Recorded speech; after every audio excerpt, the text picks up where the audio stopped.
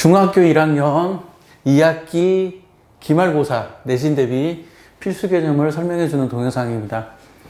일단 기말고사를 잘 보려면 1학기 과정을 잘 알고 있어야 돼요. 방정식 단원이 익숙하지 않은 사람은 다시 공부하고요. 그리고 정비례함수, 반비례함수 이거 헷갈리는 사람 다시 한번 공부하기를 부탁합니다. 그리고 여기서부터 이제 2학기 과정이죠. 2학기 과정에서 그 앞부분 도형에 관련된 기본 점선면 단원에서 나오는 중점은 평균이랑 똑같다. 이렇게 말하면 누구는 알아듣고 누구는 못 알아들을 텐데 중점은 평균이랑 똑같습니다. 이 사실 알아두고, 그리고 위치관계, 뭐 점과 직선의 위치관계, 두 직선의 위치관계, 점과 평면의 위치관계, 직선과 평면의 위치관계, 평면과 평면의 위치관계, 이런 여러 가지 위치관계 있죠. 그 위치관계에 대한 기본적인 용어들은 다 알고 있는 게 좋아요. 그리고 평행선의 성질, 평행하면 동의각이 같다, 평행하면 억각이 같다. 동의각이 같으면 평행하다, 억각이 같으면 평행하다. 이런 평행선의 성질도 다 알고 있어야 하고, 그리고 제가 적진 않았지만 예각, 둔각, 직각, 평각 이런 용어들은 기본적으로 알고 있어야 돼요. 그리고 다각형에서 내각의 합을 어떻게 구해야 하는지, 다각형에서 대각선의 개수 어떻게 구해야 하는지 이것도 알아둬야 합니다. 이게 이제 2학기 중간고사 시험 범위가 여기까지고요. 학교마다 좀 달라요. 요 부분이 중간고사 시험 범위로 들어가는 학교도 있고 기말고사 시험 범위로 들어가는 학교도 있어서 학교마다 조금씩은 다른데, 그 다음에 이제 원단원요. 원의 정의, 그리고 원의 둘레 길이, 소위 말하는 2파이R 알아야 하고, 원의 넓이 파이R 제곱 당연히 알아야죠. 원에서의 호의 뜻, 현의 뜻, 그리고 활골의 뜻, 이런 기본적인 용어 다 알고 있어야 하고, 그리고 부채꼴의 호의 길이 구할 수 있어야 돼요. 부채꼴의 넓이 구할 수 있어야 돼요. 제가 엄청 강조하는데, 고등학교 3학년이 부채꼴의 호의 길이와 부채꼴의 넓이를 몰라서 수능 문제를 못 풀어요.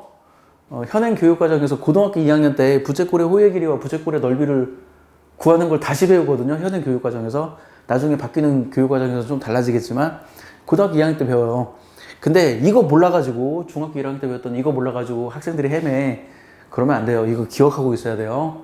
이건 계속 기억해야 하고, 다시 강조하지만 고등학교 3학년이 이걸 몰라서 고등학교 시험 문제를 못 풀어요. 수능 문제를 못 풀어요. 자, 그리고 이 부분이 이제 진짜 기말고사 시험 범위죠.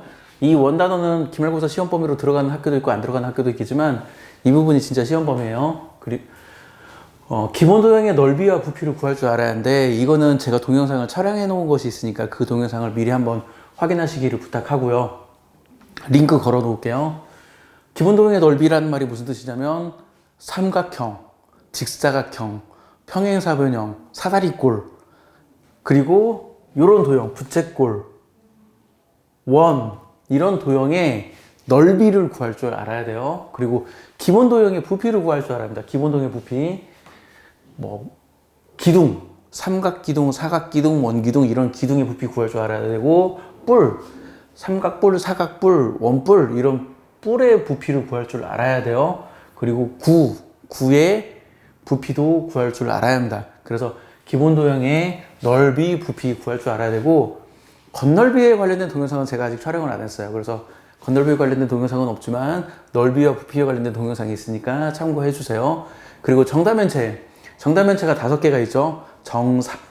정사면체, 정팔면체, 육면체가 해야지. 정육면체, 정팔면체, 정십이면체, 정이십면체, 이렇게 정다면체가 5개가 있는데, 이 정다면체의 특성들도 알아야 돼요. 모서리가 몇 개고, 면이 몇 개고, 꼭지점이 몇 개고, 이런 기본적인 특성을 알아야 하고, 이 정다면체는 나중에 학년이 올라가면 경우의 수 단원에서 정다면체를 다뤄요. 물론 나중에 중학교 2학년 과정 혹은 중학교 3학년 과정에서도 정다면체를 이용한 어떤 문제들이 나오긴 하지만, 경우의 수 단원에서, 고등학교 올라가서 경우의 수 단원에서 정다면체를 다루기 때문에 이 정다면체에 대한 기본적인 속성들은 다 알고 있어야 합니다.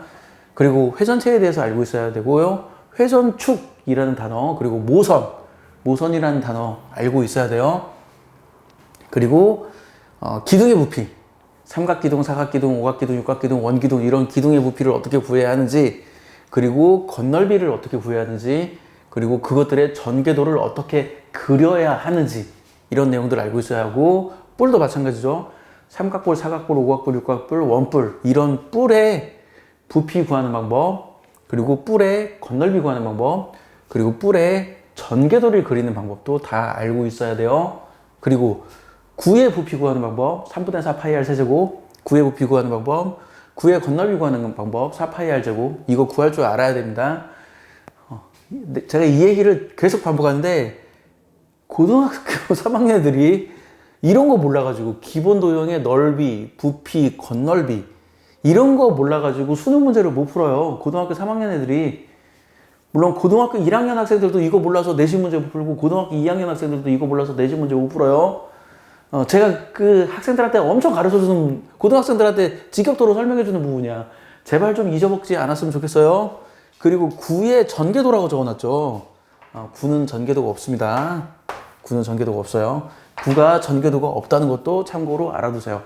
자, 그리고 이제 통계 단원인데, 통계 단원이 그 줄기와 잎그림이 맨 처음에 나와요. 근데 나는 줄기와 잎그림을 왜 가르쳐 주는지 모르겠어. 내가 학교 다닐 때는 줄기와 잎그림을 배우지 않았고, 내가 일상생활에서 줄기와 잎그림을 써본 적이 없거든요. 도수분포표 같은 경우는 도수분포표, 히스토그램 이런 것들은 일상생활에서 내가 본 적이 있는데, 줄기와 잎그림은 난 일상생활에서 본 적이 없어요.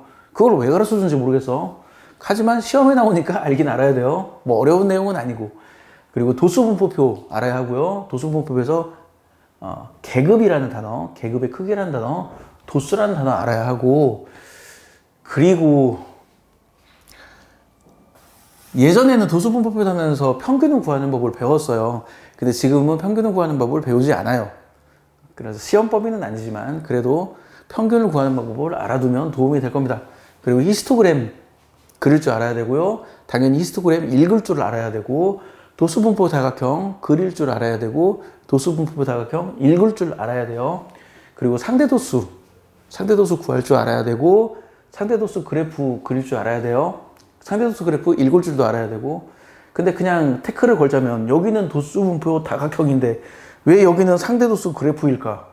그냥 용어를 통일하지. 도수분포 그래프라고 하든지 아니면 상대도수 다각형이라고 하든지 용어를 통일하지 왜 용어를 통일하지 않았을까? 그런 좀 의문점을 가져요. 자, 마무리할게요. 중학교 1학년 2학기 과정은 도형에 관련된 건데, 도형과 이렇게 통계에 관련된 건데, 이 사실이 어찌 보면 너무 당연하고 뻔한 얘기라서 학생들이 굉장히 등한시하는 단원이에요. 근데 아까 얘기했듯이 이 단원이 굉장히 중요합니다. 앞으로 계속 중요해요. 계속 중요해. 당연히 방정식, 정비례, 반비례 이거 몰라서 고등학교 때 문제 못 푸는 학생들이 있어요.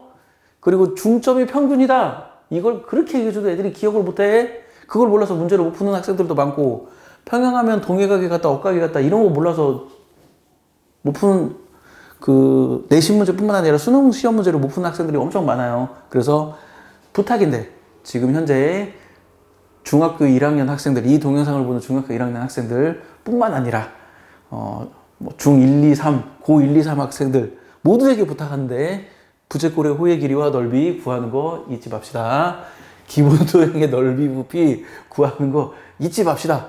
기둥의 부피, 건널비, 전개도는 뭐 그렇다 쳐도 기둥의 부피 구하고 기둥의 건널비 구하는 거, 사실 건널비 구하려면 전개도를 그릴 줄 알아야 돼요. 뿔의 부피를 구하고 뿔의 건널비 구하는 거, 구의 부피 구하고 구의 건널비 구하는 거, 제발 이런 것 좀 알아들읍시다. 이런 거 알아들읍시다. 그리고 도수분포표는 나중에 나중에 통계 단원에서 도수분포표를 또 다루기 때문에 지금 다루는 도수분포표도 알고 있어야 나중에 배울 때 도움이 돼요. 그래서 이 기말고사 시험 범위는 내용 자체가 그렇게 어렵진 않아요. 물론 어떤 학생들은 이걸 어렵다고 하겠지만 내용 자체가 그렇게 어렵지는 않은데, 학생들이 이거를 너무 쉽게 생각하니까, 등한시하니까 나중에 정작 필요할 때 이때 배웠던 걸 사용을 못해요. 그래서 잊지 않도록 반복해서 연습해 주기를 권합니다. 자, 지금까지 발표했어요. 마칠게요.